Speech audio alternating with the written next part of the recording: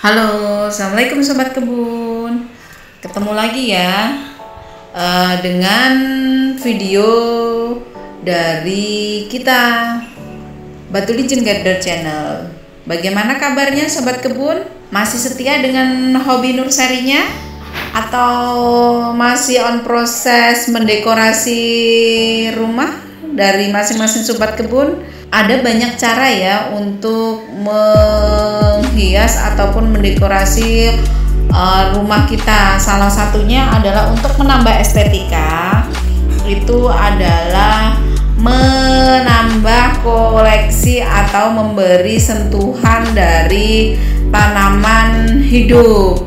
Nah, seperti video kali ini kita akan membahas mengenai tanaman yang cara perawatannya cukup mudah dan mempunyai toleransi tinggi terhadap suhu ruangan.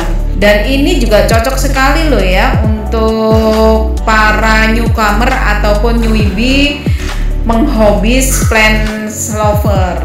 Ya, kali ini kita akan membahas mengenai cara merawat tanaman philodendron. Tepatnya adalah jenis philodendron greenshaw atau biasa juga disebut dengan philo gergaji, atau ada juga yang beberapa yang menyebutkan sebagai philo crocodile. Hal ini disebabkan karena bentuk daun itu pada sirip kiri kanannya menyerupai ekor buaya ya, atau bisa juga menyerupai gergaji. Cara perawatannya ini cenderung sangat mudah sekali ya sobat kebun.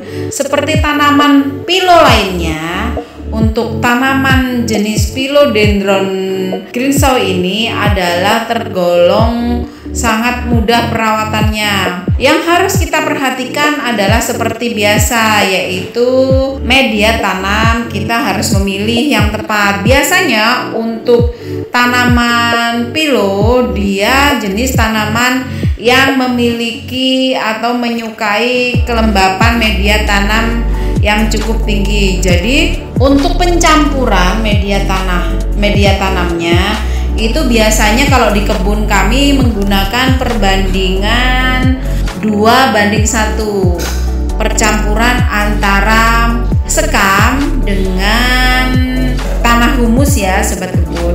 Pemberian tanah humus ini selain untuk memberi unsur hara dari media tanam, juga untuk menahan kelembapan ketika kita melakukan penyiraman terhadap tanaman kita. Selain pemilihan media tanam yang tepat, kita juga harus menyesuaikan ya sobat kebun dalam memilih pemilihan ukuran pot atau ukuran penempatan media tanam kita untuk tanaman kita. Jadi kita sesuaikan. Ciri atau indikasi tanaman kita ini memerlukan pergantian pot itu adalah ketika akar, karena tanaman philo ini merupakan atau mempunyai akar angin ya. Akar-akar itu mulai keluar. Akar di sini maksudnya bukan akar anginnya ya sobat kebun, tapi akar bawahnya. Itu saatnya kita mengganti ukuran pot. Untuk media tanam, jangan lupa ya sobat kebun, secara kontinu kita juga harus mengganti media tanam yang kita gunakan. Bagaimana indikasi saat yang tepat untuk mengganti media tanam? Indikasi yang utama itu adalah ketika tunas muda pada tanaman kita tumbuhnya mulai mengerdil atau mulai mengecil. Itu adalah salah satu indikasi bahwa nutrisi dari media tanam yang kita siapkan itu sudah mulai berkurang. Jadi saat itulah saatnya kita mengganti media tanam. Biasanya kalau di kebun kami secara kontinu maksimal paling tidak adalah setahun. Tapi jangan lupa beberapa bulan sekali kita harus menggemburkan dari media tanam yang kita pakai ya sobat kebun.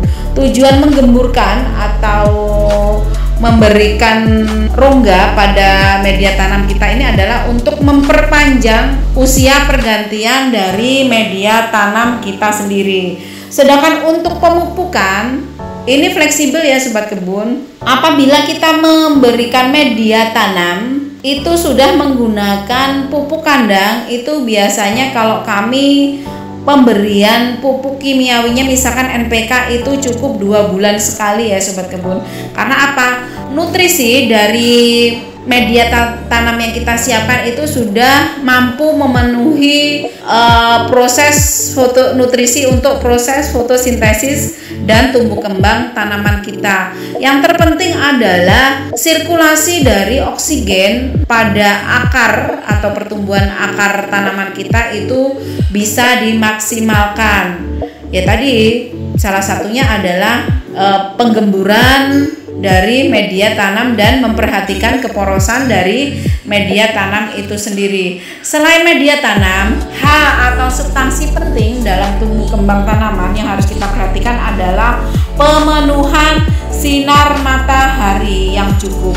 Untuk mendapatkan sinar matahari yang cukup, itu biasanya kita bisa meletakkan tanaman kita di lokasi yang terang namun tidak terlalu banyak terpapar sinar matahari langsung. Karena ketika tanaman kita terkena sinar matahari langsung, apalagi sinar matahari yang terik, itu dapat mengakibatkan beberapa daun dari tanaman kita itu akan menguning secara bersamaan. Kira-kira kenapa? Karena hal ini bisa salah satunya adalah indikasi tanaman kita terlalu banyak mendapatkan sinar matahari.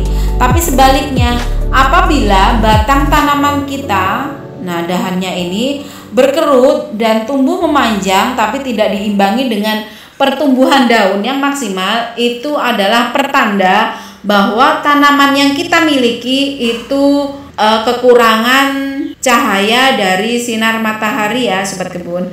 Jadi amannya sih kalau memang diletakkan di outdoor sebaiknya memakai paranet ya sobat kebun, supaya menunjang dan memaksimalkan tumbuh kembang dari philodendron ini sendiri.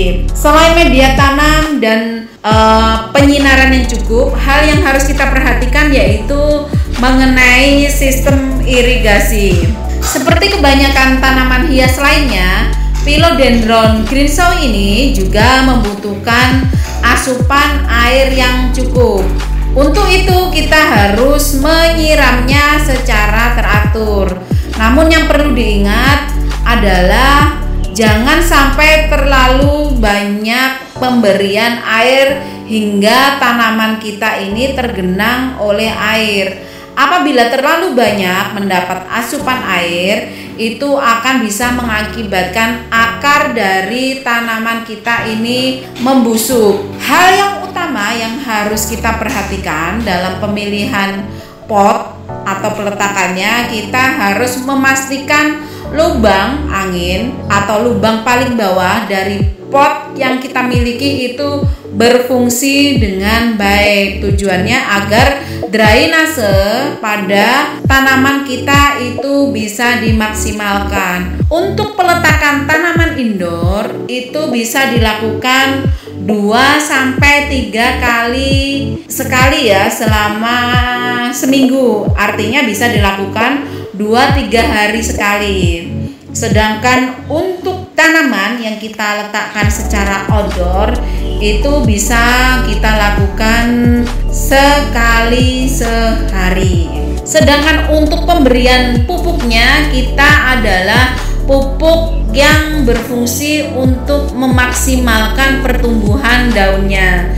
Kalau bagusnya sih adalah pupuk NPK ya. Hal ini adalah untuk mencegah daun yang dimiliki tanaman kita ini berwarna hijau sempurna dan tidak pucat, atau yang menandakan bahwa tanaman kita ini kurang mendapatkan nutrisi. Demikian dulu ya cara perawatan tanaman philodendron greenshaw. Semoga bisa bermanfaat. Sampai ketemu di video selanjutnya. Wassalamualaikum warahmatullahi wabarakatuh.